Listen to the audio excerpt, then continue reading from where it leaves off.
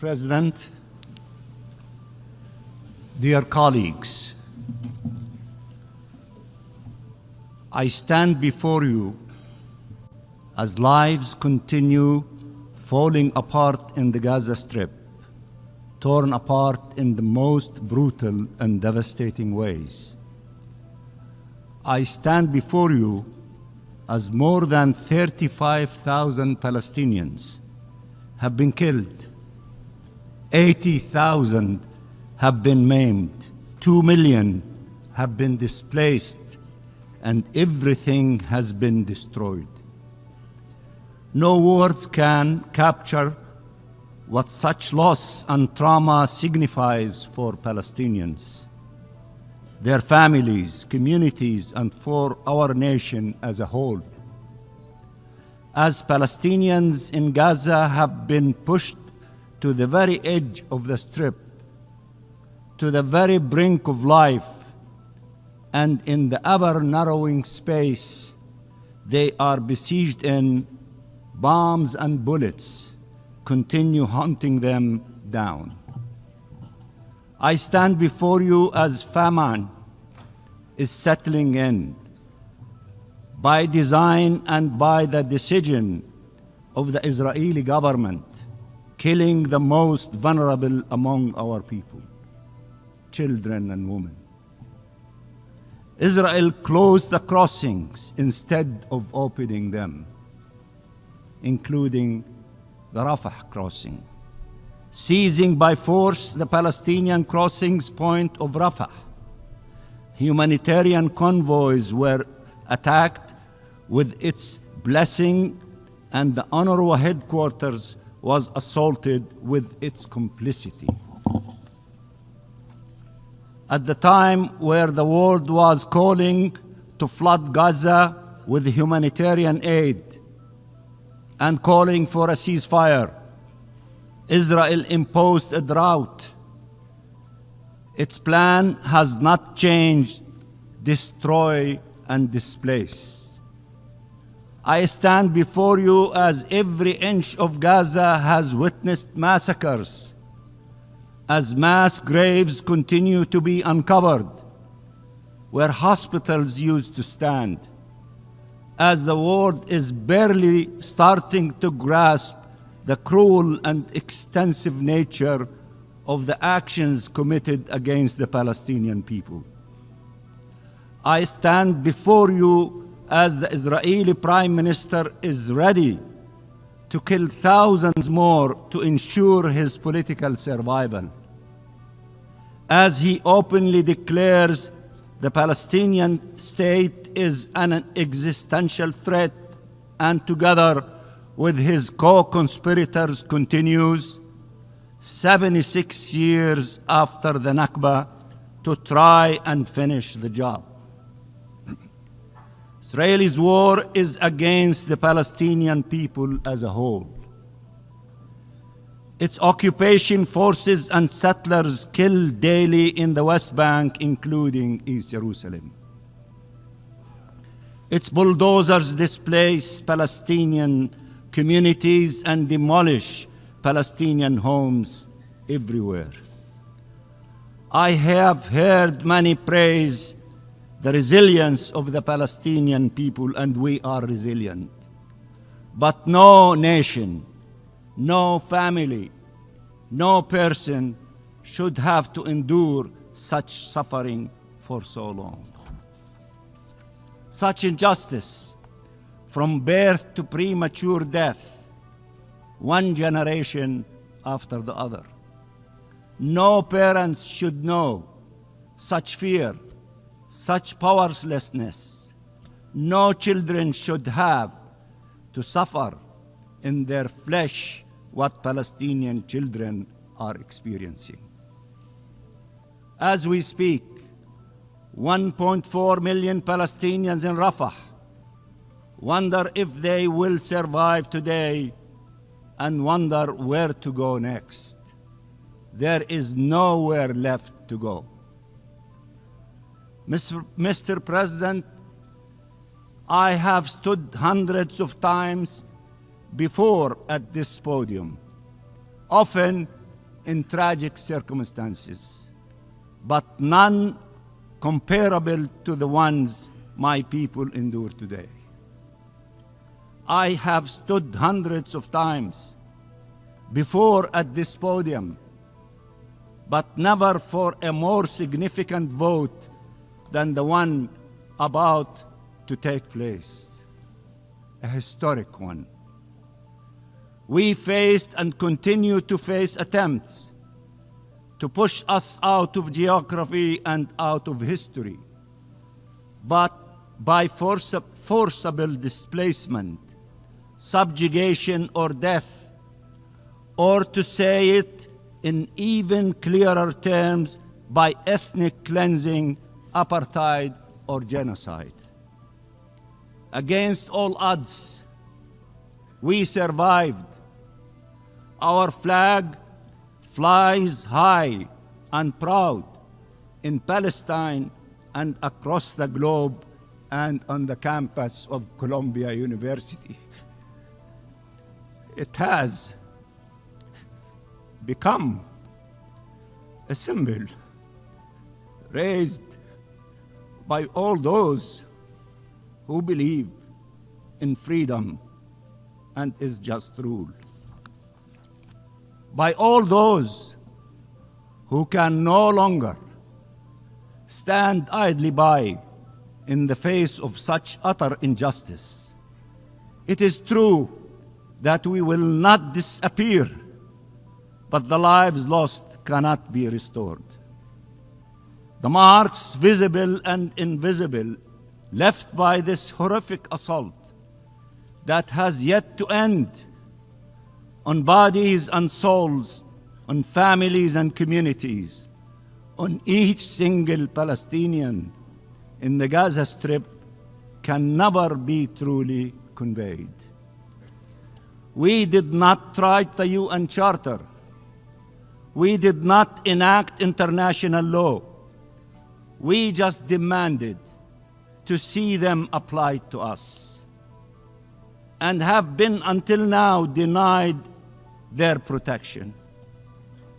As the campaign to displace and destroy the Palestinian people reaches its ultimate levels, you can decide to stand by the right of a nation to live in freedom and dignity on its ancestral land, to stand with peace, which requires the recognition of our rights, not their continued denial. Or you can stand on the sidelines of history, or worst, obstruct its natural path forward. Mr. President, I have sat in these halls next to liberation movements who, one by one, finally took their rightful place in this august chamber, and again, without a doubt, the day will come where Palestine will take its rightful place among the community of free nations. Occupation and colonialism and death and destructions are not our fate. They are imposed on us, but freedom is our sole destiny. We share with many nations represented in this hall the suffering they endured, the struggles they led, the dreams they had.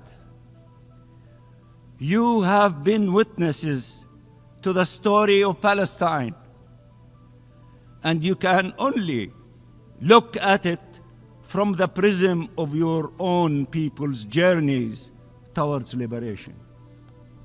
Liberation so life can prevail. Liberation so peace can prevail. We want peace. We want freedom. There is no word harder to pronounce when tens of thousands of your people have been killed. We do not use it lightly. We want peace. Our freedom is not an obstacle to peace. It is the only path leading to it.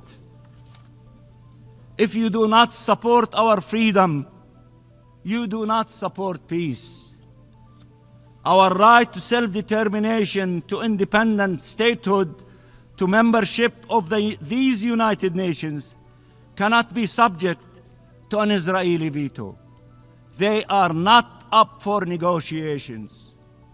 They are our inherent rights as Palestinians. Israel is clear that it wants to destroy Palestinian statehood. What does it mean to be for the two-state solution if you allow for the destruction of the Palestinian state? Mr. President, dear colleagues, dear brothers and sisters, dear friends, Palestine has been for generations of your compatriots the ultimate test for humanity's ability to live up to its promises. And it is once again, for this generation, the ultimate measure of the quest for justice. Its name was embraced by your founding fathers and your greatest leaders and by our peoples.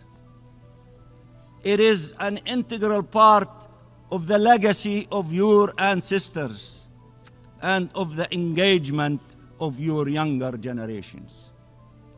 People from all creeds and faiths and race and age, in the biggest cities and in the most remote villages, are mobilizing for Palestine, mobilizing for a ceasefire, for an end of the occupation, for freedom and justice, and for peace.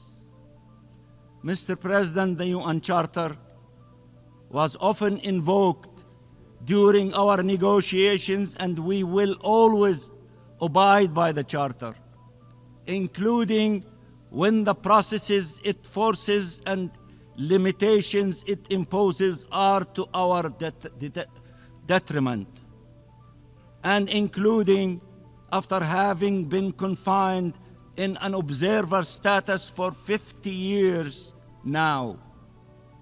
We wish from all those who invoked the Charter to abide by the right of the Palestinian people to self-determination guaranteed by the Charter, to confront the acquisition of Palestinian territory by force, denounced by the Charter, to preserve future Palestinian generations from the scourge of occupation and war as foreseen by the Charter.